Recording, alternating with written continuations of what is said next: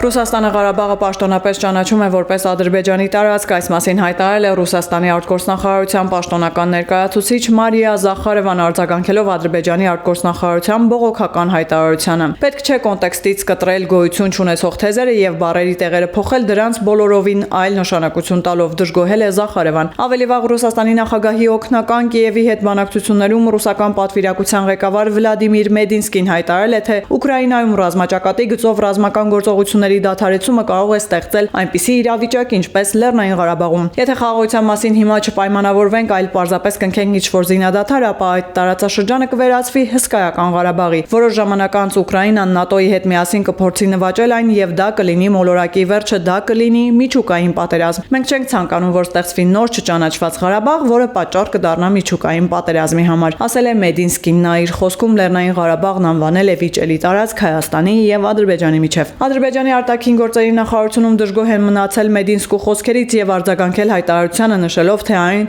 խեղաթյուրում է իրականությունը։ Ադրբեջանի ԱԳՆ-ից հիշեցրել են, որ Ռուսաստանը ճանաչել եւ շարունակում է ճանաչել Լեռնային Ղարաբաղը որպես Ադրբեջանի մաս։